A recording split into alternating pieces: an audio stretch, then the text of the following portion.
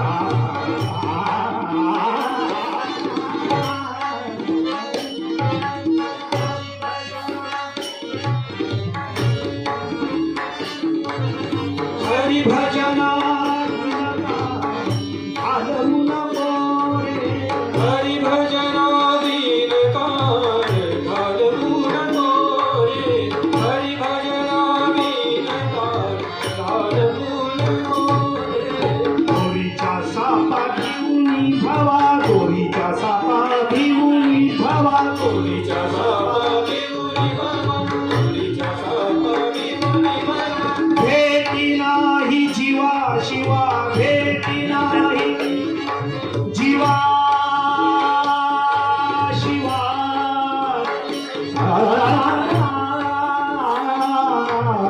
कोणीच्या सापा भिवून धावा भेटी नाही जीवा शिवा अंतरीचा ज्ञान दिवा अंतरीचा ज्ञान दिवा मालवू नको रे हरी भजना विनकार मालवू नको रे हरी भजना विनकार घालवू नको रे. हरी भजना विनकार घालवू नको रे. विवेकाची ठरलो विवेकाची ठरलो विवेकाची धरिलो, विवेकाची धरिलो. ऐसे बोलावे बोल ऐसे बोलावे बोल बोलावे बोल, ऐसे बोलावे बोल. आपुल्या मते उगीच चिखल आपुल्या मते उगीच चिखल आपुल्या मते उगीच चिखल कालवू नको रे कालवू नको रे हरी भजना विनकार घालवू नको रे. हरी भजना विनकार घालवू नको रे. हरी भजना विनकार घालवू नको रे. संत संगतीने उमज संत संगतीने उमज. माझ्या जीवनामध्ये दोन गोष्टी आहेत. एक तर काही लोकांपुढे मला बोलता येत नाही आणि काही लोकांबद्दल मला बोलता येत नाही. आणि आज तर एवढे ज्येष्ठ आणि श्रेष्ठ वक्ते व्याख्याते कीर्तनकार संगीतकार द्या तेवढ्या पदव्या कमी असे व्यक्तिमत्व माझ्या शेजारी बसलेले आहेत आणि समोर एवढे श्रेष्ठ व्यक्तिमत्व आहेत. त्यांच्यासमोर बोलणं म्हणजे फार अवघड गोष्ट आहे. तरी पण बोलण्याचा प्रयत्न करतो कारण आज गुरूंविषयी बोलायचं आहे. म्हणून जाणतेने गुरु भजिते तैसे कृतकार्य होईजे तैसे मूळ सिंचन सहजे शाखा पल्लव संतोषते. या ओवीप्रमाणे महाराजांनी प्रत्येक शिष्याला घडवलेलं आहे. महाराजांनी प्रत्येक शिष्याचं मूळ पक्क केलं आणि मूळ पक्क केल्यानंतर प्रत्येक फांदी फुल फळ हे पक्कच होऊन जातं. फळात गोडी आणि फुलात सुगंध हा उतरत जातो. तसं महाराजांनी प्रत्येक शिष्य घडवला आणि प्रत्येक शिष्य हा अर्जुनाप्रमाणे श्रेष्ठ घडवला. महाभारतामध्ये द्रोणाचार्याने फक्त अर्जुन श्रेष्ठ घडवला, पण माझ्या महाराजांनी आता या महाराष्ट्रात जेवढे विद्यार्थी घडवले तो प्रत्येक विद्यार्थी अर्जुन आहे. तो त्याच्या क्षेत्रामध्ये श्रेष्ठ आहे ज्येष्ठ आहे.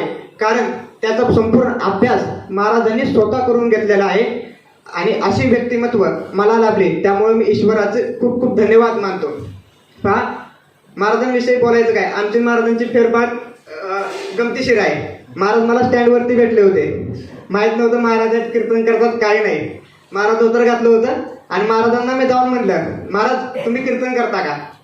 आता कीर्तन करता का म्हणल्यानंतर महाराजांना काय वाटलं, हा टकल वगैरे केला होता. मी गावाला निघालो होतो.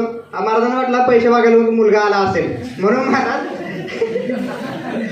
महाराज बाजूला गेले. बाजूला गेल्यानंतर मी मम्मीला घेऊन गेलो आणि मम्मीला घेऊन गेल्यानंतर मग महाराजांना वाटलं, महाराजांना सांगितलं मी वारकरी संस्थेत होतो, देऊला होतो 1 वर्ष.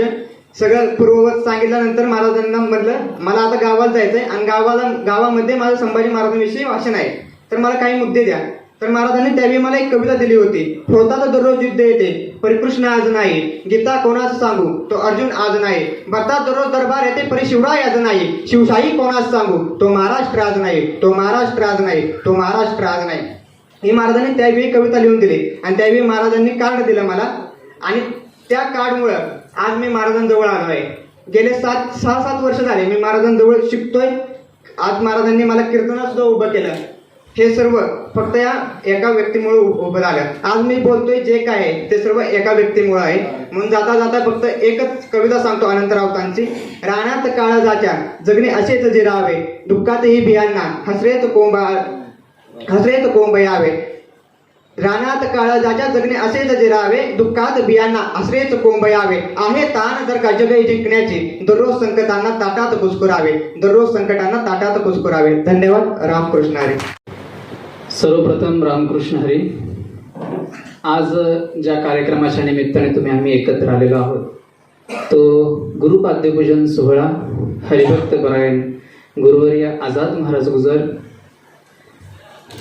महाराजांबद्दल काय बोलायचं. खरं तर तुम्ही सगळीजण प्रत्येक गुरुपौर्णिमेला येता आणि प्रत्येक गुरुपौर्णिमेला माझं एकच वाक्य असतं की मी कसा घडलो. त्यामुळे माझी कथा सर्वांनाच माहीत पडलेली आहे की मी कसा घडलो ते. गुरूंचं महात्म्य सांगत असताना ज्ञानोबराय एके ठिकाणी वर्णन करतात. मज हृदयी सद्गुरू जेणे तारिलो हा संसार गुरु म्हणून विशेष त्या दुर्विवेकावरी जैसे डोळ्या अंजन भेटे त्यावेळी दृष्टीसी फाटा फुटे मग वास पाहिजे तेथे प्रकटे महानिधी का चिंतामणी आली या हाती सदा विजय वृत्ती मनोरथी तैसा मी पूर्ण काम श्री निवृत्ती ज्ञानदेव म्हणे. या गुरु आणि शिष्याच्या परंपरेमधले मी 3 जोड्या तुम्हाला सांगून जाईन.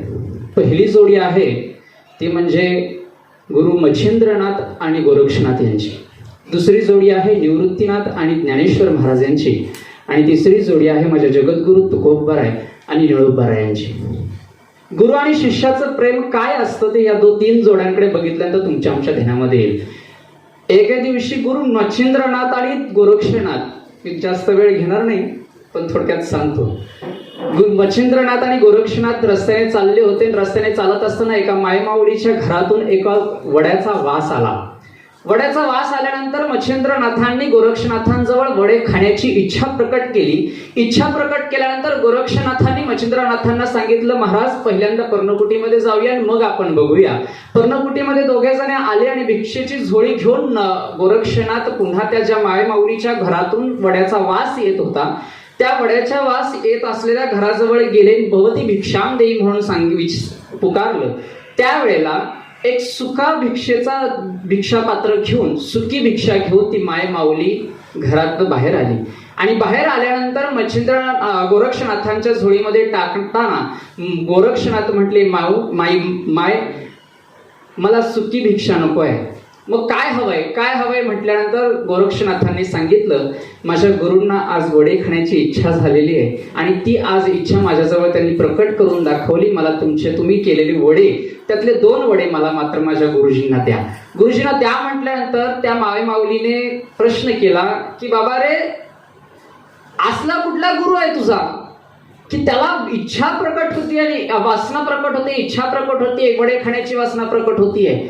त्यावेळेला थोडेसे लज्जित झाले आणि गोरक्षनाथ म्हणतायत, माऊली माझ्या गुरूंनी माझ्याजवळ पहिल्यांदा इच्छा प्रकट केली आहे आणि आज जर मी ती नाही घेऊन गेलो तर आज माझ्या शिष्यत्वाला कलंक लागेल.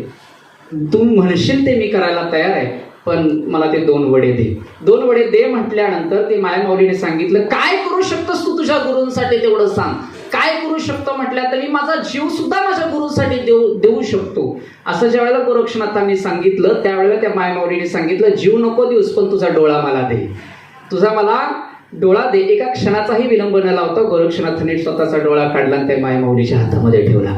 2 वडे घेतले आणि धावत पळत एक हात डोळ्याला आहे आणि एक हात झोडीला आहे मच्छिंद्रनाथांजवळ आले. आल्यानंतर मच्छिंद्रनाथांनी विचारलं, गोरक्षा काय करतोयस, डोळा का पकडलायस. त्यावेळेला गोरक्षनाथांनी सांगितलं, येताना काठी लागली डोळ्याला आणि आता दुखतोय म्हटल्यानंतर काहीतरी झालंय म्हटल्यानंतर मच्छिंद्रनाथांनी पुन्हा एकदा विचारलं, काय लपवतोयस. त्यावेळेला हात डोळ्याचा बाजूला केला आणि मग सांगितलं गोरक्षनाथांनी त्या माऊलींनी हे वड्याच्या बदल्यात मला माझा डोळा मागितला, पण गुरुजी तुम्हाला वडे खायचे म्हणून मी माझा डोळा दिला. अरे आज डोळा दिलास, आणखीन काय करू शकतोस. त्यावेळेला गोरक्षनाथांनी सांगितलं, महाराज मी तुमच्यासाठी माझा डोळाच काय, त्या माऊलीने माझी स्वतःची मान जरी मागितली असती ना तरी सुद्धा मी ती दिली असती. ह्याला म्हणतात गुरुप्रेम. ही पहिली जोडी आहे. दुसरी जोडी माझ्या निवृत्तीनाथांची ज्ञानेश्वर महाराजांची. काय प्रेम होतं. गुरु गेल्यानंतर शिष्य रडतो यात नवल नाहीये. गुरु गेल्यानंतर शिष्य रडतो यात नवल नाहीये, पण शिष्य गेल्यानंतर गुरु रडतो याचं जिथं जागतं उदाहरण माझे निवृत्तीनाथ आणि ज्ञानेश्वर महाराज आहेत.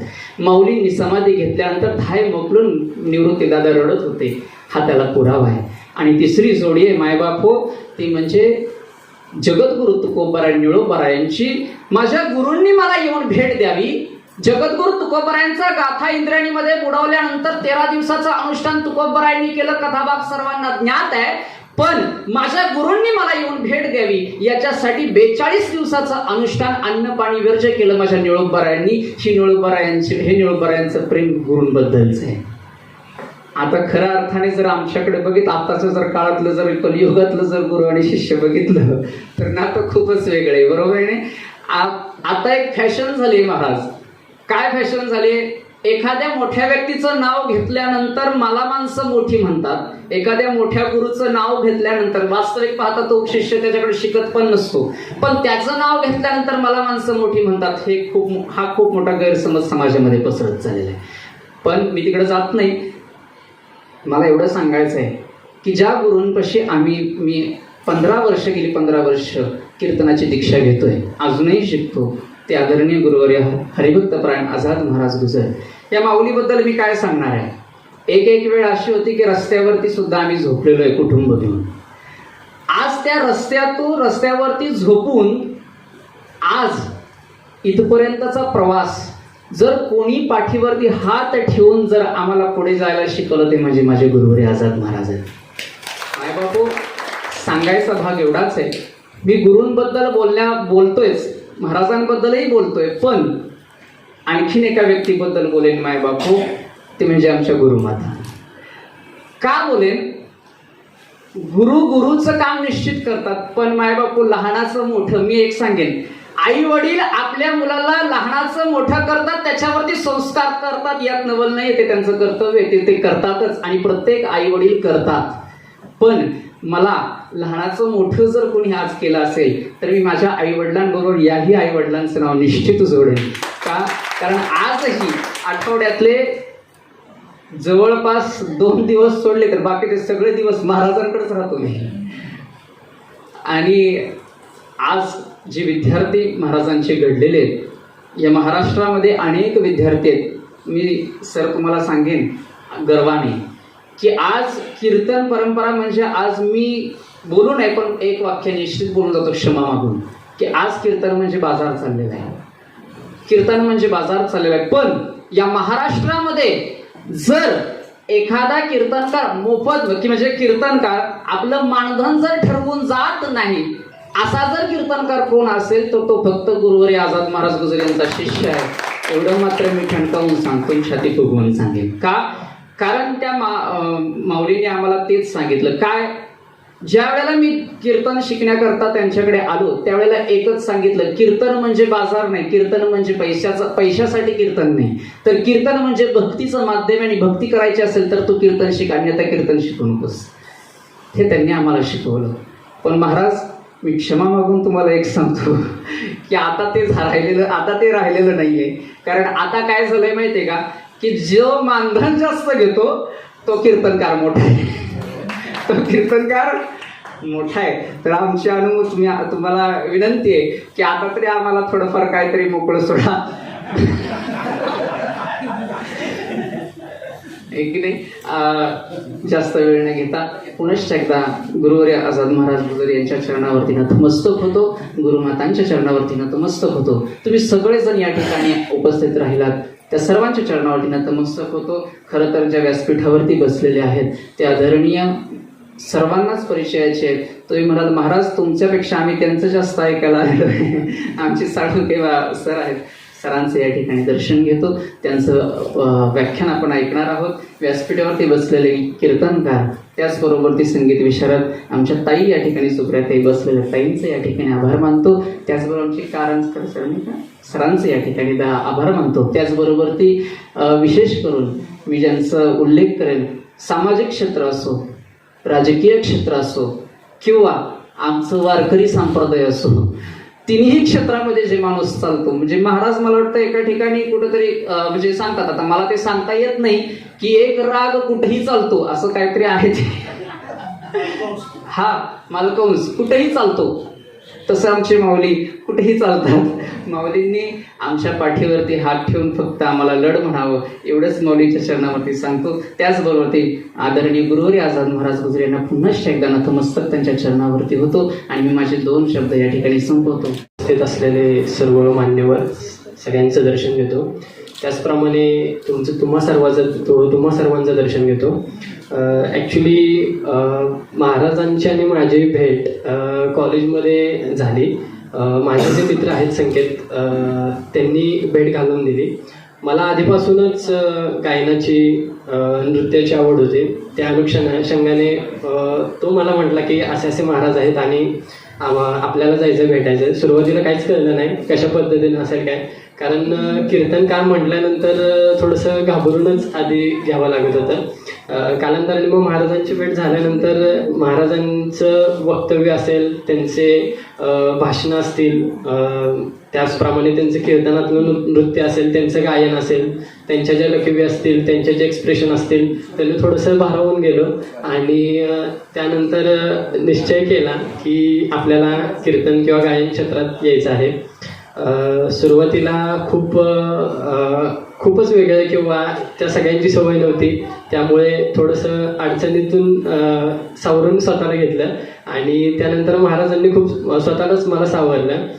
महाराजांचा स्वभाव खूप वेगळा आहे. महाराज कधीच म्हणजे सुरुवातीला आत्ता कमवतोय, ऑफिस वगैरे टाकले, पण सुरुवातीला जेव्हा गायनाला किंवा क्लासला यायचो तेव्हा पैसे नसले की महाराज आपले पैसे देणं असेल किंवा समजून घेणं असेल किंवा सगळ्या गोष्टीमध्ये पूर्णपणे त्यांचा सहवास होता आणि असाच सहवास त्यांचा सदैव राहो ही ईश्वरचरणी प्रार्थना करतो.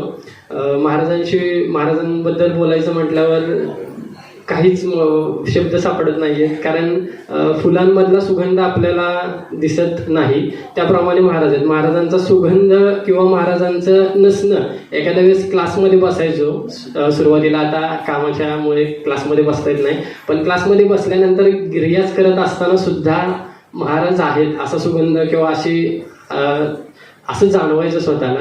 त्यामुळे इतकं महाराजांचं वर्चस्व हे झालेलं आहे. महाराजांचं दर्शन घेतो, तुम्हा सर्वांचं दर्शन घेतो आणि जो काय आहे मी इथे आत्ता उभा आहे किंवा मध्यंतरी काही वैयक्तिक अडचणींमुळे थोडासा दुरावलो होतो, तरी महाराजांनी खूप सावरून घेतलं आणि पुन्हा स्वीकारलं. त्याबद्दल महाराजांचं दर्शन घेतो आणि माझे 2 शब्द थांबवतो. धन्यवाद. बरोबर गेली 20 ते 22 वर्ष झालं आहे, परंतु गेल्या काही दिवसांमध्ये मी मुंबईला ॲनिमेशन क्षेत्रात काम करण्यासाठी इथून निघून गेलो आणि पुन्हा कीर्तन शिकण्यासाठी परत मला आवड पहिलीच होती ती पुन्हा मला इकडे येऊन पुन्हा शिकण्याची संधी मिळाली. प्रथमतः आज या ठिकाणी ज्ञानांजन कीर्तन विद्यालय आयोजित गुरुपूजन सोहळा या सोहळ्याला इथं उपस्थित राहण्याची संधी मला दिल्याबद्दल प्रथमतः मी गुरुबंधूंचे सर्वांचे आभार मानतो. त्याचबरोबर खरं तर आषाढ शुद्ध पौर्णिमा, या आषाढ शुद्ध पौर्णिमेला दरवर्षी गुरुपौर्णिमा साजरी होते, परंतु या पौर्णिमे दिवशी सगळेजण वारीमध्ये असतात, म्हणून ती आपण आत्ता या ठिकाणी या वेळेला साजरी करत आहोत. गुरूंबद्दल बोलायचं मी एवढंच बोलेन की जो संस्कार का पाठ पढ़ाए, जो शिक्षा की नदियाँ बहाए, वही सच्चा गुरु कहलाए. जो जीवन को नई दिशा दिलाए, जो अंधेरे में उजाला लाए, जो कुछ देने में न हिचकिचाए, जो बिना मांगे सब कुछ दे दे, वही सच्चा गुरु कहलाए. या उक्तीप्रमाणे गुरूंनी मला भरपूर काही सर्वस्व दिलं आणि आज मी गुरूंच्या आशीर्वादाने या ठिकाणी कीर्तन करायला सुरुवात केली आहे. एक 15-20 कीर्तनं आता माझी झाली आहेत. हे फक्त गुरूंच्या आशीर्वादामुळेच मी एवढंच बोलेन आणि माझे 4 शब्द संपवेन. रामकृष्ण. सर्वप्रथम महाराज, आयुष्यात पहिल्यांदाच तोंडाने बोलायची वेळ आली आहे.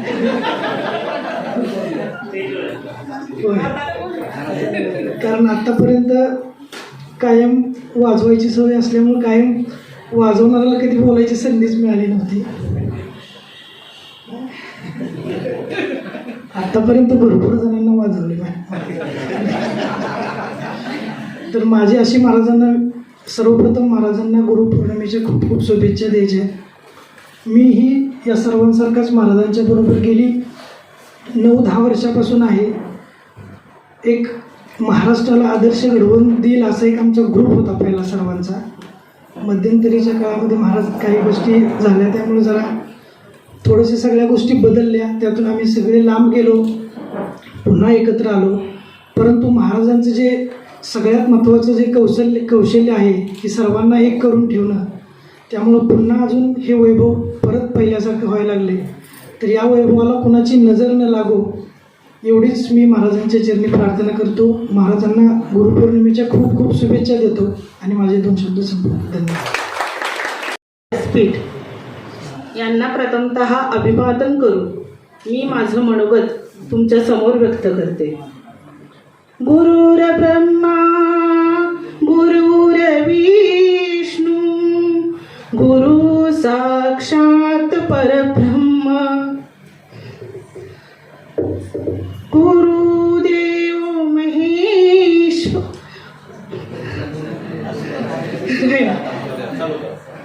तर थोडा सुरुवातीलाच गोंधळ झाला आणि आज काय झालंय काय म्हणजे जरा रात्री उशीर झाला झोपायला, 1 वाजले. विद्यार्थ्यांच्या गप्पा टप्पा त्यात सगळा गोंधळच झाला. आज मन मोकळेपणानं बोलते.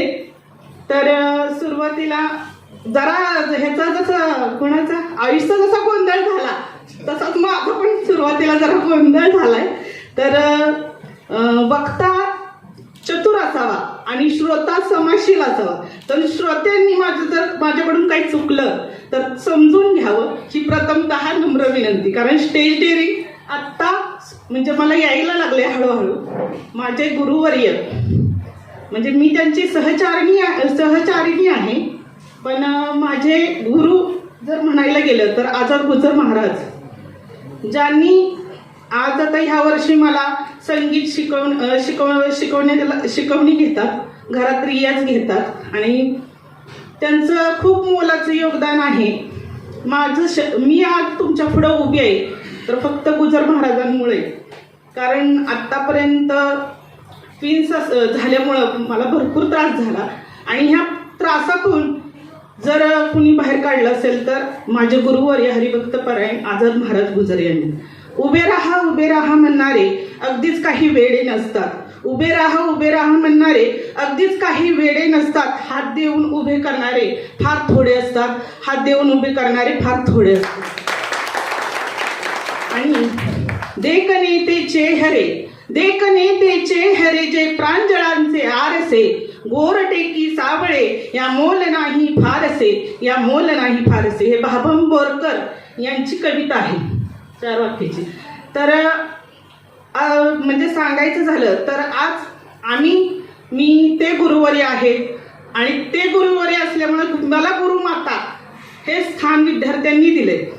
आज चैतन्य म्हणाला की आमच्या गुरुमाता त्यानं जरा उल्लेख केला, पण जसं हे विद्यार्थी जसे क्लासमध्ये यायला लागले त्यांची एक प्रकारची सवय चैतन्याची तरी इतकी प्रचंड सवय झाली आम्हाला की 2 दिवस जरी तो नसला तरी आठवण होते आम्हाला घरात. ते चैतन्य लगेच फोन मग मी करते, चैतन्य का आला नाही आज, असं होतं. म्हणजे हे जे नातं आहे गुरु शिष्याचं, तर सुगंधाशिवाय फुलाला, अंधाराशिवाय उजेडाला आणि अर्थविना शब्दाला आणि माया आणि जिव्हाळा याशिवाय नात्याला जसा अर्थ नसतो तसा शिष्याशिवाय गुरुलाही महत्व नसते. तसेच या गुरुसारखा पाठीराखा जर असेल तर गुरुमुळे आपल्याला मानाचं स्थान मिळतं शिष्यालाही. तर मला थोडक्यात एवढंच सांगायचंय की आज श्रीमद गाथा म्युझिक फाउंडेशन आणि आमचं ज्ञानांजन कीर्तन महाविद्यालय याच्यामध्ये जयदीप चव्हाण हा खूप सुंदर छान गोंड विद्यार्थी आहे आणि हिरहिरीनं भाग घेतो सगळ्या गोष्टी. आणि थोडक्यात सांगायचं तर एक महत्त्वाची गोष्ट म्हणजे simple living and high thinking, आणि दुसरं म्हणजे वर्क इज वर्शिप. तो इतकी धावपळ करतो, इतकी त्याची तळमळ धडपड बघून मला खूप कौतुक वाटलं. म्हणजे की सगळं पुढं होऊन करणं ही साधी गोष्ट नाही. साधा घरातला कार्यक्रम घेतानाही इतका त्रास होतो घरातल्यांना, पण एवढी सगळ्या कार्यक्रमाची जुळवाजुळव करणं इट्स नॉट अ जोक. म्हणजे मला थोडक्यात काय सांगायचंय की ह्या विद्यार्थ्यांमुळे आम्हाला मानाचं स्थान समाजामध्ये भेटलं. कारण विद्यार्थी आणि गुरुचं नातं हे खूप वेगळं असतं, खूप म्हणजे खूप. आता तुम्हाला सांगायचं म्हटलं, मात्या पित्यानी प्रेम दिले, गुरुजनानी ज्ञान दिले, हा ज्ञान गंगेचा योग जन्मांतरी ना कधी तुटावा. म्हणजे मला काय म्हणायचंय की हा जन्मांतरीचा योग आहे आणि तो कधीही तुटू नये. ह्या विद्यार्थ्यांनी जे आम्हाला म्हणजे आज विद्यार्थी प्रत्येक गोष्टीत आमच्या जीवनामध्ये त्यांनी प्रत्येक गोष्टीमध्ये खूप म्हणजे खूप त्यांचा आधार भेटला आम्हाला. गुरुला शिष्याला आधार द्यावा लागतो, पण शिष्याने गुरुला आधार दिला, फार मोठा आधार दिला म्हणून मी त्यांचं प्रथमतः कौतुक करते. आणि सांगायचीच गोष्ट झाली तर आमचे संदीप महाराज गुरु आणि चैतन्य महाराज पाडळे यांचं जी टॉकीजवर आणि मणमंदिराला कार्यक्रम प्रदर्शित होणार आहे, तर ही खूप कौतुकास्पद गोष्ट आहे. आणि त्यांच्यामुळं आमच्या ज्ञानार्जन कीर्तन विद्यालयाची पण मान उंचावली आहे त्यांच्यामुळेच. त्यामुळं मी त्यांची अशीच उत्तरोत्तर प्रगती व्हावी ही ईश्वरचरणी प्रार्थना करते आणि मी माझे मनोगत ठीक आहे. जय हिंद, जय महाराष्ट्र. खरं तर आज थोडा मला वेळ वाटला म्हणून म्हटलं बोलावं, कारण बऱ्याच वेळेला गुरुपौर्णिमेला शिष्यांचं इतकं बोलणं चालू असतं की मी राहून जाते. व्यासपीठावर बसलेले सर्व मान्यवर आणि इथे आलेले सर्व हरिभक्त पारायण या क्षेत्रातील सर्व यांनाही मी मनपूर्वक धन्यवाद देते. आणि आज मला इथे बोलण्याची संधी दिली. खरं तर गुरुपौर्णिमेच्या प्रथम शुभेच्छा माझे पहिले गुरु माझे बंधू आझाद महाराज गुजर हेच आहेत, त्यांना मी प्रथम शुभेच्छा देते. खरं तर त्यांच्याबद्दल सांगायचं म्हणजे खरोखरच प्रत्येक व्यक्तीचा आयुष्यातला एक बेस असतो, तर तो माझा बेस. आपण शिक्षण जेव्हा घेतो त्यानंतर आपले सुरुवातीला आपले आई वडील आपले गुरु असतात, नंतर आपले गुरुजन आपले गुरु असतात. पण मला त्या गुरुजनांकडे पाठवण्यासाठी किंवा मला जो बेस माझा जो तयार करण्यासाठी जे माझे गुरु मला लाभले, मला जबरदस्ती माझ्या या क्षेत्रात ढकलणारे माझे गुरु माझे बंधू आहेत. मला या क्षेत्रात जायचं नव्हतं. माझी गेली 20 वर्ष पॅथॉलॉजी लॅब आहे, तर मला लॅबचा कोर्स करण्यासाठी त्यांनीच प्रोत्साहन दिलं. ते बोलले मला तेच करायचं आणि आज मी इतकी व्यवस्थित वेल सेटल आहे ते फक्त त्यांच्यामुळेच आहे. तर मला त्याचा खूप अभिमान वाटतोय की मला घडवणारे माझे बंधूच आहेत. आज मला जरा त्यांना अहो जाहो बोलवताना थोडंसं अवघड वाटतंय. आणि त्यांच्याबद्दल अजून एक गोष्ट सांगायची म्हणजे माझी सातारा रोडमध्ये लॅब आहे, तर मला वाटते आंबवड्याचे सर इथं आहेतच. आंबवड्याचे बरेच पेशंट माझ्याकडे येतात. मागच्या गेल्या कोविडमध्ये 1-2 वर्षापूर्वी जेव्हा त्यांची ट्रिप जाणार होती कोविडच्या आधीची, तर मी लॅबमध्ये पॅम्पलेट लावलं होतं की कोणाला ट्रिपला जायचं असेल तर एक पेशंट आलेले, मला आता त्यांचं नाव नाही सांगता येणार, तर त्यांनी ते वाचलं आणि मला म्हणाले की तुम्ही जाणार आहे का या ट्रिपला वगैरे. म्हटलं नाही. तर म्हणून तुम्ही का लावलंय. तर म्हटलं अहो असंच माझ्या भावानेच ते ट्रिप. तर ते गुजर महाराज तुमचे काय भाऊ आहेत. म्हटलं हो. ते आत आले आणि माझ्या पाया पडले की तुम्ही गुरु म्हणजे महाराजांच्या बहीण आहात. हे माझं केवढं मोठं भाग्य आहे की आज मला त्यांची बहीण भेटली. म्हणजे त्यांना एवढा आनंद झाला की असे 2-3 इन्सिडेंट झाले की बऱ्याच ठिकाणी माझे भाऊ म्हणून त्यांची ओळख झाल्यानंतर माझ्याकडे सगळेजण येऊन म्हणाले की तुमचे भाऊ आहेत, ह्याचं आम्हाला खूप विशेष वाटतंय आणि त्यांच्यात तुमच्यामध्ये त्यांचे गुण आहेत, हे ऐकून मला जास्त आनंद झाला. तर मी फार वेळ नाही घेत, तर या सर्व मान्यवरांना धन्यवाद देते, तुम्हाला सर्वांना धन्यवाद देते. आणि हे सर्व शिष्य जे आहेत जे त्यांनी महाराजांनी घडवलेले आहेत, त्यांनी असंच प्रेम शेवटपर्यंत त्यांच्यावर राहू द्यावं आणि अशीच त्यांना साथ देत राहावं, हीच माझ्याकडून त्यांना सर्वांना विनंती आहे. धन्यवाद.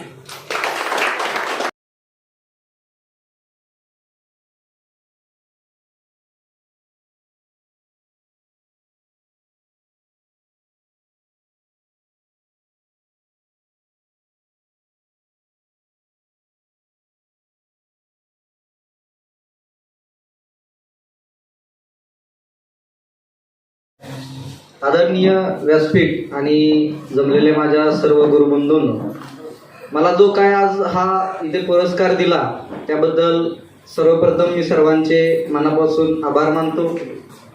खरं तर हा पुरस्कार स्वीकारण्याची पात्रता अजून माझ्यात नाही, कारण अजून खूप लांबचा प्रवास आहे. पण तुमच्या सर्वांच्या प्रेमाखातीर हा पुरस्कार मला या ठिकाणी देण्यात आला. या पुरस्काराला डोळ्यासमोर ठेवून मी माझी आध्यात्मिक उन्नती या ठिकाणी निश्चित करेन. त्याचबरोबर हा पुरस्कार मला या ठिकाणी या विद्यालयाच्या मार्फत दिला. त्या पुरस्काराला मी माझ्या हृदयात साठवून मी सामाजिक आणि आध्यात्मिक कामाची या ठिकाणी उन्नती करेन. त्यासाठी तुम्हा सर्वांचे प्रेम आणि आशीर्वाद माझ्या बरोबर पाहिजेत आणि ते तुम्ही द्याल एवढी इच्छा व्यक्त करतो. आणि तुम्ही सर्वजण आपला मुलाचा वेळ देऊन या ठिकाणी आमच्या ज्ञानंजन कीर्तन विद्यालयाची उंची वाढवण्यासाठी या ठिकाणी उपस्थित राहिला, त्याबद्दल मी सर्वांचे आभार मानतो. आणि गुरुपूजन सोहळ्यासाठी ज्ञानांजन विद्यालयाचे संस्थापक अध्यक्ष, त्याच पद्धतीनं सर्वांचे आदरणीय व्यक्तिमत्व गुरुवर्य श्री हबप आझाद महाराज गुजर, त्याच पद्धतीने या ठिकाणी उपस्थित असलेले प्राध्यापक श्रीधर सावंगे, त्याच पद्धतीनं सूर्योदय परिवाराचे प्रमुख आणि आमचे आधारस्तंभ नितीनजी कारंजकर, सुप्रियाताई खंडागळे प्रसिद्ध गायिका, आणि या ठिकाणी सर्व उपस्थित सर्व शिक्षक वृद्ध, विद्यार्थी वृद्ध. खऱ्या अर्थानं आज या ठिकाणी आता सांगितलं, जयदीपनं पण सांगितलं की उशीर खूप झाला आहे. निश्चितच आज सर्वांना महाराजांच्याबद्दल मनोगत व्यक्त करायचं होतं, सर्वांच्या भावना होत्या, त्यामुळे वेळ झालेला आहे. आपण हॉल मालकांना सांगू अजून पाच काय हे नाही, त्याबद्दल अजून जर थोडा वेळ झाला तरी काही अडचण येणार नाही. आज हा खूप चांगला असा कार्यक्रम या ठिकाणी सर्व विद्यार्थ्यांनी घेतला. त्या विद्यार्थ्यांचं देखील मी या ठिकाणी खूप खूप कौतुक करतो की एक चांगला दैदिप्यमान असा सोहळा त्यांनी आज या ठिकाणी आयोजन केला. खऱ्या अर्थानं गुरुचं कौतुक करणं हे खरं शिष्याचं काम आहे. आपापल्या क्षेत्रामध्ये असेल, आज या ठिकाणी चैतन्य महाराज असतील, संदीप महाराज असेल, जयदीप असेल, हे सर्व विद्यार्थी आज आपापल्या क्षेत्रामध्ये खूप चांगलं नाव कमवत आहेत. शिक्षण क्षेत्र असेल, त्याच पद्धतीने कीर्तन क्षेत्र असेल, या सर्व क्षेत्रामध्ये जे विद्यार्थी चांगलं काम करत आहे आणि निश्चितच महाराजांचं नाव मोठं करण्याचं काम करत आहे. आझाद महाराज यांनी माझी ओळख पहिल्यांदा एका स्टुडिओमध्ये झाली. गेली 12 वर्षापूर्वी माझी महाराजांची ओळख झाली. त्यानंतर महाराजांचं पहिलं व्याख्यान मी आमच्या शिंदे गावामध्ये ठेवलं होतं. महाराज त्यावेळी आले, त्या व्याख्यानाचं शूटिंग प्रतीकनं केलं होतं. म्हणजे प्रतीकचं पण त्यावेळी पहिलं शूटिंग होतं. म्हणजे हा असा सर्व योगायोग होता. महाराजांचं पहिलं व्याख्यान मी माझ्या शिंदे गावात ठेवलं होतं. तिथून महाराजांचा प्रवास मी बघतोय, संगीत क्षेत्रामध्ये असेल, कीर्तन क्षेत्रामध्ये असेल. आज सातारा जिल्ह्यामध्ये जर बाबा मला सातारकरांनंतर जर कोणाचं नाव घेतलं जातं कीर्तन क्षेत्रामध्ये, तर निश्चितच आझाद महाराजांचं नाव घेतलं जातं. आणि फक्त मी कीर्तनकार, खूप कीर्तनकार बघितले, म्हणजे अगदी बीडचे कीर्तनकार बघितले, त्यांचं ते सगळ्या गोष्टी बघितल्या. पण आपल्या महाराजांचं जे कौतुक आहे, महाराजांचा जो मान सन्मान आहे, कारण महाराजांनी जेवढे विद्यार्थी घडवले असा कीर्तनकार दुसरा कोणी नाही. बरोबर ना चैतन्य महाराज? आज एवढे चांगले कीर्तनकार तिने आज घडवले. असा कीर्तनकार, कारण की काय माणसाचं काय असतं माहिती का, आता जयदीप आम्ही व्यवसायामध्ये आम्ही कॉम्पिटिशन तयार करत नाही. काय होतं माहितीये का, कॉम्पिटिशन तयार केलं की बरोबर ना, आज महाराजांना नसेल तर चैतन्याला बोलूया, आज संदीप महाराज आहे, असं कॉम्पिटिशन कोण तयार केलं आपल्याला? आज महाराजांनी आपल्यापेक्षा चांगले कीर्तनकार, म्हणजे महाराजांच्या तोडीचे कीर्तनकार तयार केले. हे खरंच महाराजांचं वाख्यानाजोगं कार्य आहे. निश्चितच महाराजांच्या या सर्व कार्याबद्दल मी त्यांना माझ्या सूर्योदय इन्व्हेस्टमेंट परिवाराच्या वतीनं खूप शुभेच्छा देतो. महाराजांनी आताच मगाशी बापूंनी एक इच्छा व्यक्त केली की आमचं कीर्तन विद्यालय, महाराज आता आम्ही सूर्योदय परिवाराची स्थापना केली, इन्व्हेस्टमेंट ग्रुप चालू केला. माझ्या प्रत्येक गोष्टीमध्ये महाराजांचं सहकार्य आहे, म्हणजे सगळ्या असं सहभाग आहे. सूर्योदय परिवाराची स्थापना पण महाराजांच्या माध्यमातून, हे नाव हे नाव पण महाराजांनी दिलं आहे. सूर्योदय या ग्रुपचं नाव, हा लोगो वगैरे सगळं महाराजांनीच पूर्णपणे हे केलेलं आहे. निश्चितच आता महाराज मी तुम्हाला या ठिकाणी एक हे सांगतो की निश्चितच आपला सूर्योदय इन्व्हेस्टमेंट ही कंपनी मी निश्चितच मोठी होईल आणि तुमच्या कीर्तन विद्यालयासाठी भरीव अशी मदत आम्ही या ठिकाणी, तुम्ही सांगाल ती मदत आम्ही या ठिकाणी देतो. त्याच पद्धतीनं चैतन्य महाराजांची इच्छा आहे, सर्व शिक्षणाची इच्छा आहे की एक आपला कीर्तन महोत्सव झाला पाहिजे, जो महाराष्ट्रात च्या लेवलचा कीर्तन महोत्सव आपला झाला पाहिजे. निश्चितच आपण दिवाळीमध्ये कीर्तन महोत्सव आपण या ठिकाणी आयोजन करू. त्याचा पूर्ण जो काही खर्च येईल तो सूर्योदय परिवाराच्या वतीनं आम्ही उचलू अशी या ठिकाणी पाहिली होतो. खूप चांगल्या पद्धतीनं आज हे सर्वजण आहे. आणि ह्या ज्ञानांजन विद्यालय म्हणजे महाराजांना विचारलं मी ज्ञानांजनचा अर्थ काय, की महाराज ज्ञानेश्वर माऊलीला खूप मानतात, म्हणून ज्ञान आणि अंजन म्हणजे महाराजांचा जन्म हा हनुमान जयंती झाला, अंजन म्हणून ज्ञानांजन असं महाराजांनी त्या ज्ञानांजन विद्यालयाचं नाव दिलं. निश्चितच एक खूप चांगलं असं नाव आणि हे तुमचे विद्यार्थी या विद्यालयाचं नाव खूप मोठं करतील अशी या ठिकाणी आशा व्यक्त करतो. या ठिकाणी श्रीधरजी साळुंखे नाव पण ऐकलं. मी 10वीला असताना सरांचं आमच्या व्याख्यान झालं होतं. सरांचं व्याख्यान झालं आणि मी एवढं प्रभावित झालो सरांचं व्याख्यान ऐकून की मी सरांची नंतर सही पण घेतली होती. आता सरांना आठवत नसेल, 20 वर्षापूर्वीची गोष्ट आहे, पण खूप चांगलं सरांचं व्याख्यान त्यावेळी मी ऐकलं होतं. आज आपण सर्वजण त्यांना ऐकण्यासाठी या ठिकाणी उपस्थित आहेत. त्याच पद्धतीनं प्रसिद्ध गायिका सुप्रताई खंडागळे यांचं देखील आपण खूप चांगलं गायन त्यांचं ऐकलं. ते खूप प्रभावित असं त्यांचं गायन होतं. या ठिकाणी जयदीप बद्दल सांगायचं म्हणजे जयदीप एक सामान्य भक्तोळीसारख्या गावातून येऊन आज सातारमध्ये स्वतःचा व्यवसाय उभा केलाय. की मेकिंग, मातोश्री की मेकिंगच्या माध्यमातून त्यांना आज स्वतःचा व्यवसाय या ठिकाणी उभा केलाय. आणि आपल्या क्षेत्रामध्ये म्हणजे की मेकिंगमध्ये जर जयदीपचा हात कोण धरतच नाही, पण आता कीर्तन क्षेत्रामध्ये देखील जयदीप एक चांगलं नाव करेल अशी या ठिकाणी आशा व्यक्त करतो. आज जयदीपला तुम्ही युवा तुमचा पुरस्कार दिला त्याबद्दल मी जयदीपचं देखील या ठिकाणी अभिनंदन व्यक्त करतो. आणि मला या ठिकाणी बोलवलं, माझा मान सन्मान केला त्याबद्दल सर्वांचे आभार व्यक्त करून माझे 2 शब्द जय हिंद जय महाराष्ट्र. उपाध्य पूजेच्या कार्यक्रमासाठी आपणाला निमंत्रित केलेल्या ज्ञानांजन कीर्तन विद्यालयाच्या सर्व विद्यार्थ्यांचं पहिल्यांदा मी अभिनंदन करतो. याचं कारण की गुरुशिवाय या जगाच्या पाठीवर कोणीही आपलं अस्तित्व सिद्धच करू शकत नाही. हे वास्तव ज्यांना कळतं त्यांना गुरु नावाच्या गोष्टीचं महात्म्य कळतं.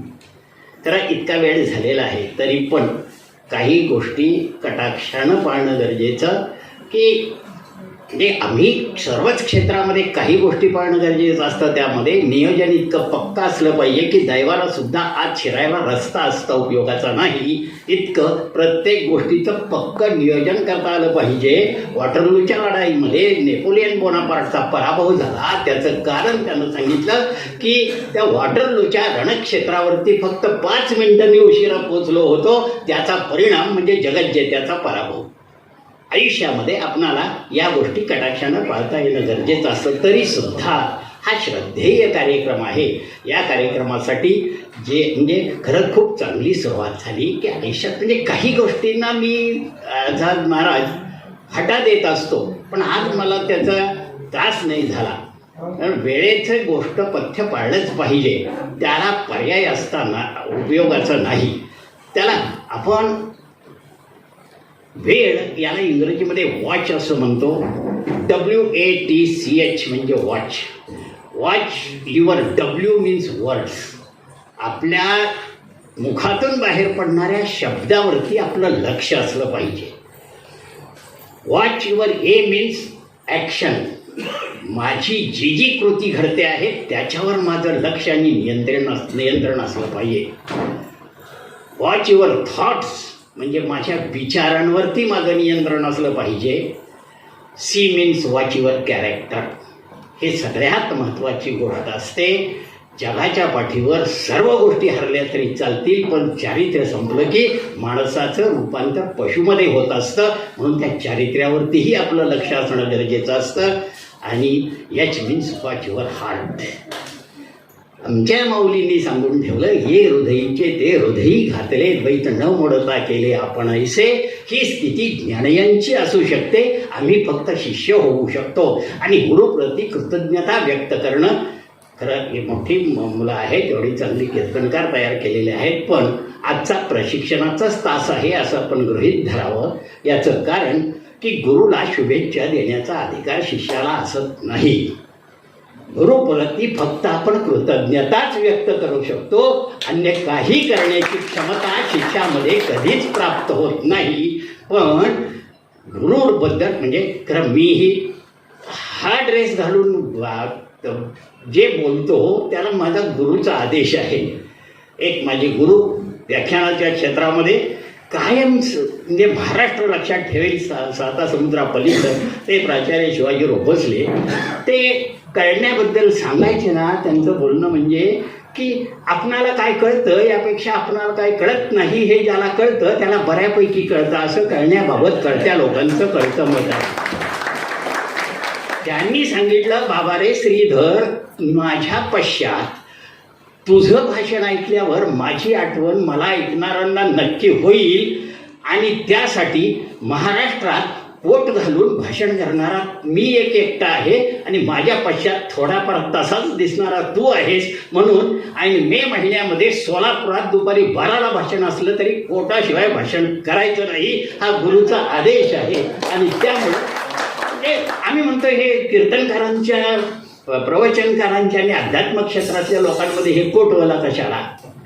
तर ऊस डोंगापरी रस नव्हे डोंगा काय भुललाशी वरली या रंगा, याची प्रचिती आम्हाला येणं गरजेचं असतं. गुरुबद्दल काय बोलावं?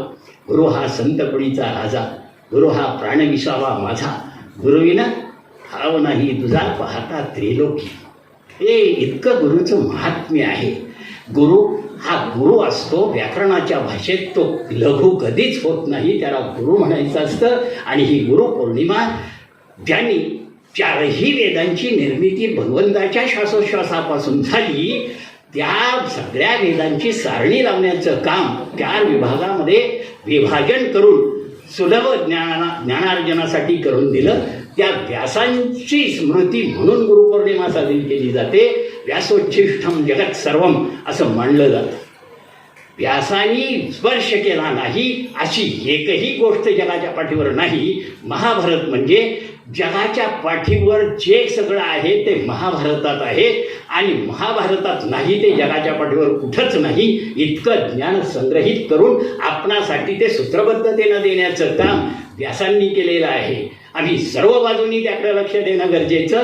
अगदी गणिताच्या आणि भूमितीच्या भाषेत सांगायचं तर व्यास म्हणजे एखाद्या वर्तुळाच्या केंद्रबिंदूतून जाऊन परिघावरच्या अत्यंत दूरच्या 2 टोकांना एकत्र आणतं त्याला व्यास म्हणायचं असतं.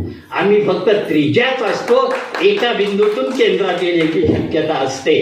म्हणून जीव ज्या वेळेला देहात प्रवेश शिव ज्या वेळेला देहात प्रवेश करतो त्यावेळेला त्याला जीव हे नामाविधान प्राप्त होतं आणि या जीवरूपामध्ये आल्यानंतर एवढं सात्विक जगावं की पुन्हा त्या शिवामध्ये आम्ही समर्पित व्हावं हे सांगतो, त्याला व्यास म्हणायचं असतं. गुरुचं स्थान जीवनामध्ये काय असतं ते गुरुच्या तोंडून ऐकायचं नाही, शिष्यानं कधी बोलायचं नाही असं असतं. तरी सुद्धा गुरु एकच असावा लागतो. हे म्हणजे अख्खी ज्ञानोबारायांची ज्ञानेश्वरी होवी आणि अगदी वेगळी करून पाहिली तरी फक्त नतमस्तकता निवृत्तीनाथांच्याच ठिकाणी दिसते. अन्य कुठल्याही गुरुचा उल्लेख त्यांनी माझा गुरु म्हणून केलेला नाही. एवढी निष्ठा गुरुवरती असला पाहिजे. म्हणजे पतिव्रतेचं जे लक्षण असतं ते शिष्याचं गुरुप्रती आदराचं, श्रद्धेचं आणि समर्पणाचं लक्षण असलं पाहिजे. तरच गुरुला गुरु म्हणण्यामध्ये अर्थ आहे. खरं कितीतरी गोष्टी अशा देता येतील, पण आमच्या साधू संतांनी सांगून दिलं. ज्यांचे कन्यापुत्र सात्विक तयाचा हरिक सांगत चला तुम्ही आता सगळे वारकरी संप्रदायातले भगवंताला हरिक. आझाद महाराज आपलं मोठेपण यात आहे की पोरं आपली मोठी झाली त्यांना आध्यात्मिक बनवलं फारसं काही विशेष नाही. अध्यात्म आम्हाला काय शिकवतं की अलीकडच्या काळामध्ये म्हणजे आत्ता तर इतकी लोकसंख्या, श्रीकृष्ण जन्माला घालणारे वसुदेव देवकी आता अब्जावधी आहेत, पण स्वतःच्या कन्येचा बळी देऊन अशा पुत्राची वाढ करणारे नंद यशोदेची समाजाला गरज आहे. आपण गुरु आणि गुरु माऊली हे काम करतात. हे कलियुगातलं मोठेपण. आपली पोरं कुणीही सांभाळेल हो, पण जे आपली कुणीच नाही पण जगाच्या कल्याणासाठी नक्की उपयोगी पडतील अशांचा संग्रह करणं ही खूप दूरदृष्टीची, ज्ञानी दृष्टीची लक्षणं. आता खरं इतका वेळ खरं आता किती हाल देणार तर मला माहीत नाही, पण त्या सूर्योदयवाल्यांनी जे प्रायोजकत्व स्वीकारलं ना, एक पथ्य पाळायचं की जे जोडून या धन उत्तम व्यवहारी उल्हास विचारे वेच करी, ती भूमिकांत काळ ठेवली म्हणजे आपल्याला जगात कशाची काळजी करायची गरज भासत नाही. आता काय काय सांगावं असं माझ्या पुढे एवढ्या वेळेत प्रश्न निर्माण झाला आहे. 3 लाख मला हे संपवायचं. पण भजन गायनानं या कार्यक्रमाची सुरुवात झाली. अनुप गेलोटाची एक भजन संध्या नावाची फित आहे, तिची सुरुवातच अशी आहे. संगीत है शक्ती ईश्वर की हरसूर में बसे है राम, रागी जो सुनाए रागिनी रोगी को मिले आराम. एवढी ताकद संगीतामध्ये आहे. संगीत मैफिल आणि गुरु कुणाकुणाला म्हणावं. अरे ज्या सरस्वतीचं पूजन केलं तिच्या हातामध्ये वीणा असते. आता मृदंगमणी होते, तबला वाजवणारे होते, सुरपेटी वाजवणारे होते, म्हणजे हार्मोनियम. खरं इंग्रजी शब्द नाही वापर, माझा मराठाची बोलू भौतिके अमृताते ही पैजाशी जिंके 80 अक्षरे रसिके मेळविन म्हणणारे ज्ञानोबांच्या पण वारसदार. अरे मराठीत काय कमी आहे. ज्ञानेश्वरांनी ज्ञानेश्वरी काही प्रतिज्ञा केल्या ज्ञानेश्वरी लिहिताना की पहिला आक्षेप घेतला की गिरवाणवाणीमध्ये असणारं तत्वज्ञान तुम्ही प्राकृतामध्ये आणत आहात हे विटाळे. त्यांनी सांगितलं की अमृतातेही पैजा जिंके 80 अक्षरे रसिके मेळविनं ही पहिली प्रतिज्ञा केली. आमच्या साहित्यामध्ये 9 रस सांगितले जातात. ज्ञानोबांपूर्वी आणि आज सुद्धा काही लोक शृंगार रसाला रसांचा राजा म्हणतात. पण एक शृंगाराचे माथा पाय ठेविलायचा शांत रस आळवीन आणि अख्ख्या ज्ञानेश्वरीभर फक्त एक 11वा अध्याय सोडला विश्वरूप दर्शनाचा तर शांत रसाची गंगा संथपणानं वाहताना आपणाला दिसते आहे. कुणाबद्दल क्रोध नाही, अपशब्द नाही, कुणाबद्दल वाईट चिंतन नाही. ज्यांनी त्रास दिला त्यांचं सुद्धा कल्याण करणारी 9 गोळ्यांची पसायदानाची प्रार्थना म्हणजे जगत कल्याणाचं महाकाव्य आहे. कधीतरी आम्हाला या गोष्टींचा अर्थ धोका कळायचा. आणि म्हणून एक शांताची माता म्हणजे अमृत शृंगाराचे माता पाय ठेवील असा शांतरस आळवीन असं म्हणतो ना आम्ही. ते वीणा सरस्वतीच्या हातात असते ना.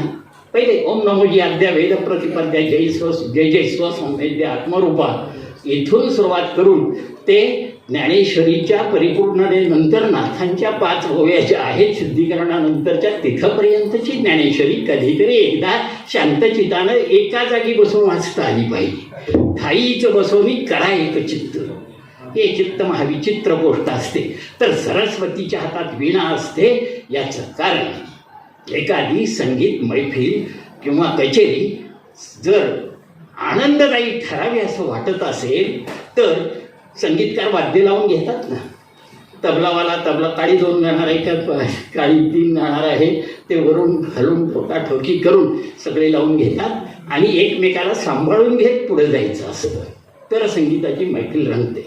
बघा की संगीताची मैफिल जर जमायची तर तबलेवाला आणि वीणा असते ना किंवा सतार असते ना ते लावून असं नसतं जर तारी 2 चालू असतात. मग काही ढिल्या पडलेल्या तारा असतात ना त्याला जरा खुंटी पिळून ताण द्यायचा आणि समेवर आणायची. आणि ज्या जास्त ताणलेल्या आहेत कर्कश वाटतात स्पर्श केला की त्या जरा ढिल्या करायच्या म्हणजे मग संगीत सुरात होतं. आयुष्यामध्ये संगीत म्हणजे जी माणसं विनाकारण ढिली पडले त्यांना जरा ताण देऊन सक्रिय करणं आणि जे विनाकारण ताण घेऊन कर्कशता उडवून घेतात त्यांना थोडं सभेवर आणणं म्हणजे संगीत. किती गोष्टी सांगायच्या ताई की कीर्तनात हे गरजेचं. हार्मोनियम आपण पेटी वाजवतो ना 7च स्वर असतात. मग ते 3 सप्तक असतील खर्जात गायचं का 4थ्या 5व्या पट्टीत गायचं हे ज्याचं त्यानं ठरवायचं. पण एक गोष्ट खरी असते जीवनात गुरु ही असल्याच गोष्टी असू शकतात.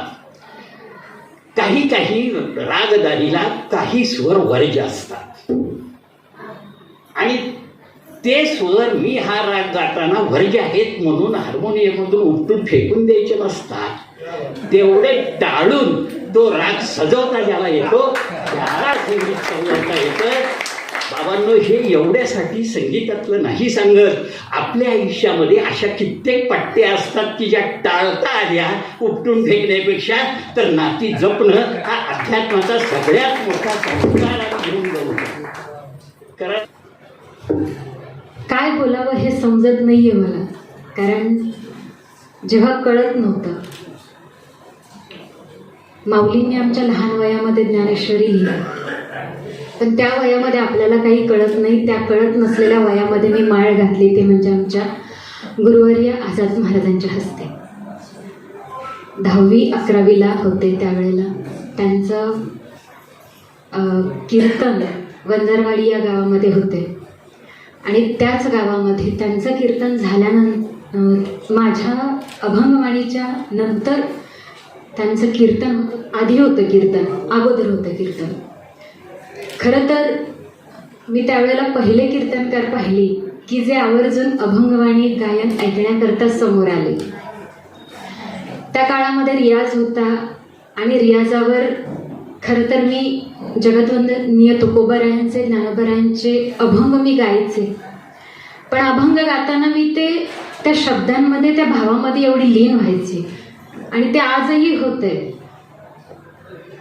मी ती चाल गात नाही कधी, पण त्या अभंगातला भाव गाण्याचा प्रयत्न करते अगदी लहान वयापासून. म्हणजे ज्यावेळेला मी पहिल्यांदा प्रार्थना गायली शाळेमध्ये, तेव्हापासून मी अभंग म्हणजे प्रार्थनेतला भाव काय असतो त्या भावामध्ये उतरण्याचा प्रयत्न करते. हा माझा एक वीक पॉइंट आहे.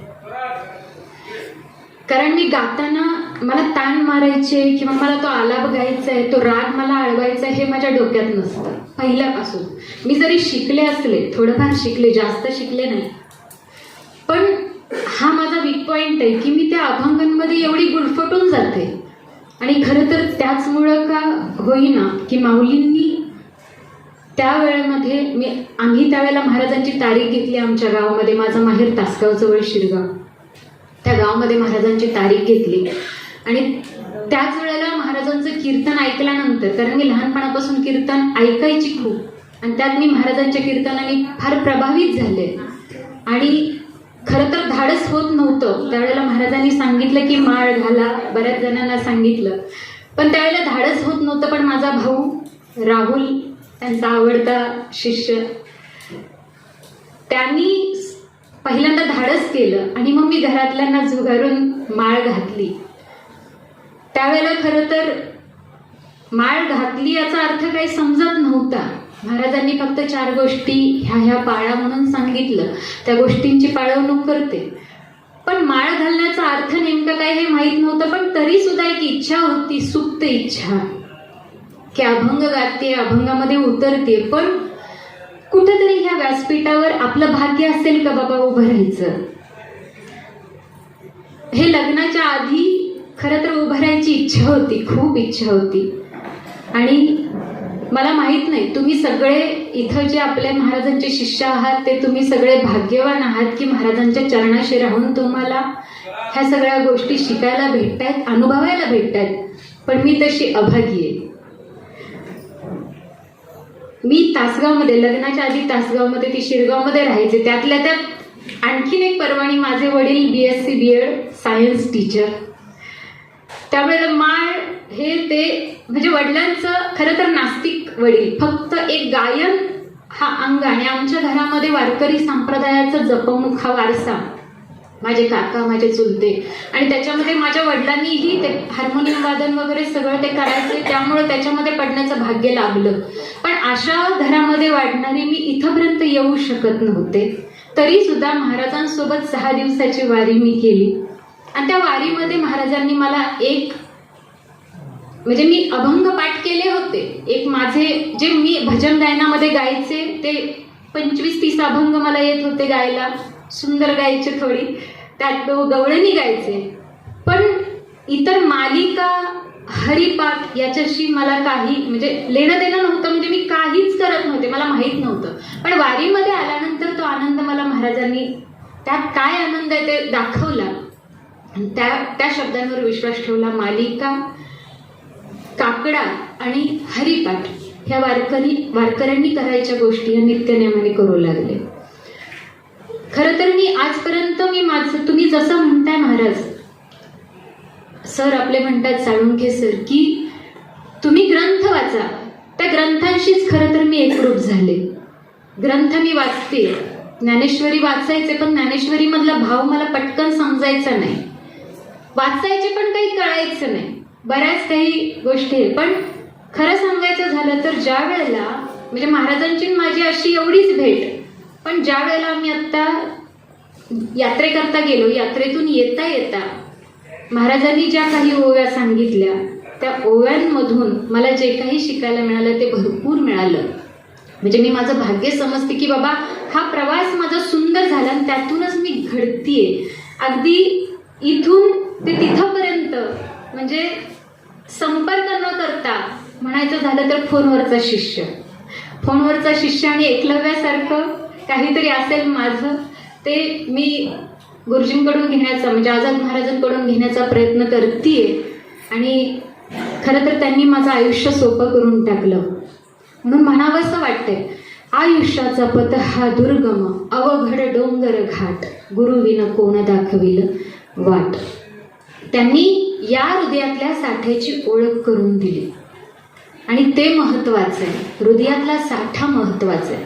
बाहेर भरपूर आहे, आपल्याकडे आहे, जे आहे ना बाबा आहे तुमच्याकडं, त्याची ओळख करून देणार. आणि त्यांनी मला सांगितलंही त्यावेळेला, बाबा तुम्ही कीर्तन करू नका सुप्रिया, तुम्ही गायन क्षेत्रामध्ये आहात ना, तर गायनामध्ये काहीतरी उंच भरारी घ्या.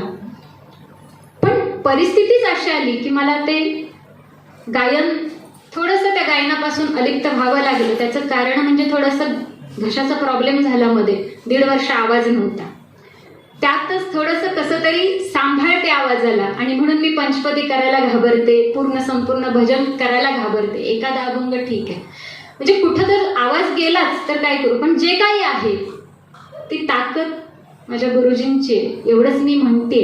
आणि सगळ्या व्यासपीठावरच्या सर्व मान्यवरांना मी धन्यवाद देते, गुरुवारांच्या चरणी नतमस्तक होते आणि माझे 2 शब्द.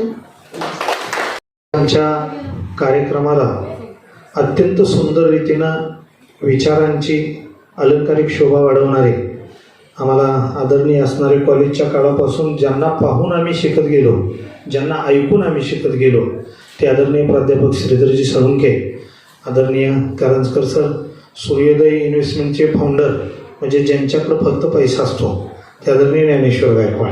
खरं तर ज्ञानेश्वर आणि पैसा ह्या विरोधाभासाच्या गोष्टी, पण तुमच्याकडे काय आले.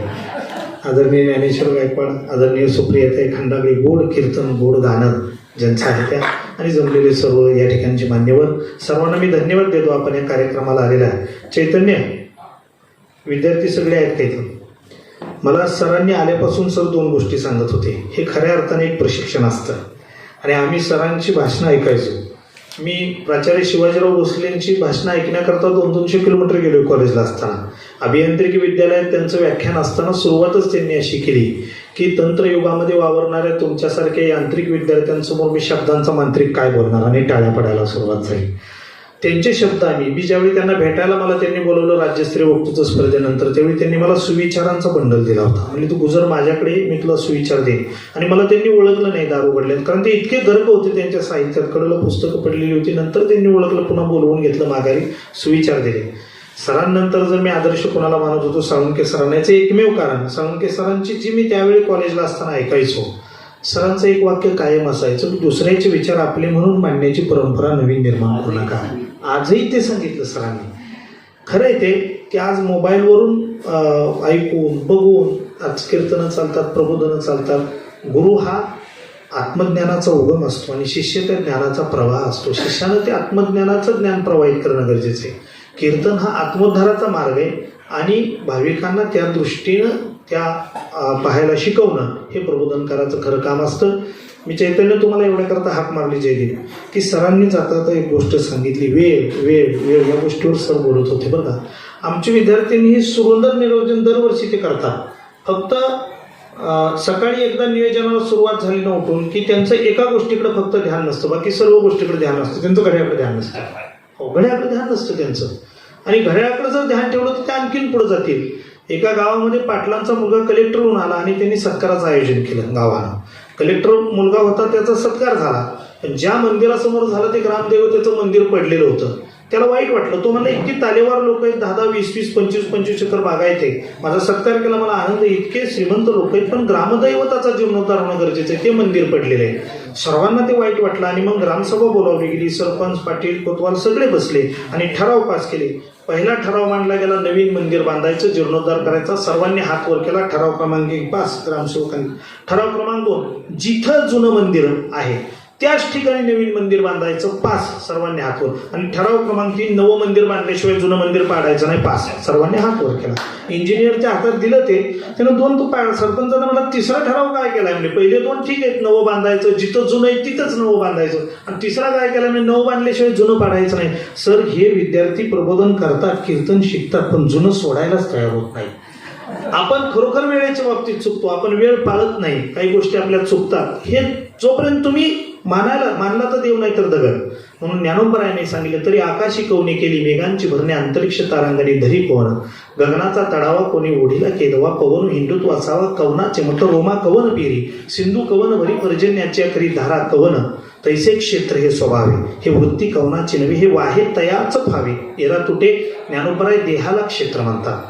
आकाशामधली तारांगणं खाली पडत नाही, त्याला आधार कोणाचा आहे? आकाशाचं छत झोल न येता, सोरकुत न येता कोणी ताणलेले. या शरीरावरची जी लव आहे याची पेरणी कोण करतो? समुद्रामध्ये जे पाणी आहे ते कोण भरतो? पर्जन्याच्या धारा कोण उत्पन्न करतो?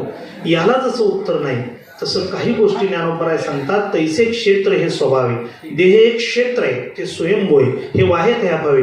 याच्यात जो कष्ट करतो, सराव करतो, अभ्यास करतो, भक्ती करतो, तप करतो, त्यालाच आत्मोद्धाराचा मार्ग प्राप्त होईल, इतरांना होणार नाही. विद्यार्थ्यांना गुरुपौर्णिमेच्या निमित्ताने एवढंच मी सांगेन, थांबू नका, प्रवाहित राहा, आत्मज्ञानामध्ये प्रवाहित राहा, आत्मोद्धारामध्ये प्रवाहित राहा. निश्चितपणे तुमच्या जवळची सुद्धा तशीच होतील. पाणी मुद्दल झाडा जाय, तृण ते प्रसंगेची जे, तैसे एका बोलेले होय सर्वाहित.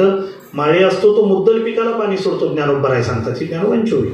ज्ञानोबराय म्हणतात की मुद्दल पिकाला, गहू असेल, ज्वारी असेल, ऊस असेल, पण सहज त्या निमित्तानं शेजारचं गवत सुद्धा बांधावरचं जगतं. तसं सहज बोलणे हित उपदेशी, एकाला उपदेश करतात संत, पण जगाचं कल्याण होतं. सर, तुम्ही आमच्या कार्यक्रमाच्या निमित्तानं आलात, पण सर्वांचं कल्याण करून गेलात. काय तुम्ही ते हार्मोनियमच्या पट्ट्या जरा उकडून काढायच्या, आणि विण्याच्या तारा जास्त ताणल्यानंतर कमी, जे ढिले पडलेले आणि ताणलेले, खरोखर मधले नाहीतच, आमच्या ढिले पडलेले आणि ताणलेलेच जास्त आहेत बरं का. आणि खऱ्या अर्थाने शिष्यच तसे असतात जास्त. मी सांगतो तुम्हाला, आज जितके महात्मे आज तुरुंगात आहेत, त्यांच्यावर जी तक्रार केली ती शिष्यांनी केलेली 20-20 वर्ष 10 वर्ष राहिलेल्या. आणि म्हणून शिष्यांची खूप मोठी जबाबदारी असते. सरांनी सांगितलेली विचारांची शृंखला ही पेरणीच्या आधीची धडपड होती, ती सर तुम्ही करून दिली. निश्चित आमचे विद्यार्थी त्या पेरणीमधून उगवण्याचा प्रयत्न करतील. सर, तुम्ही दिलेला हा विचारांचा शंख निश्चितपणे निनादत राहील, एवढं आश्वासन मी देतो. आणि आलेल्या सर्वांचं मी या ठिकाणी आभार मानतो. यानंतर भोजनाचा सुंदर कार्यक्रम आहे सर्वांसाठी. विद्यार्थ्यांनी हा 30-40 हजाराचा आज खर्च केलेला आहे एकत्र. 2 वर्ष कोविडमुळे झाले नाही. सगळं विद्यार्थ्यांनी नियोजन केलेलं आहे. जेवल्याशिवाय कोणी जाऊ नका. 5 टेबल लावलेले आहेत. सुरुवातीला 30 माणसं बसतील, काहींनी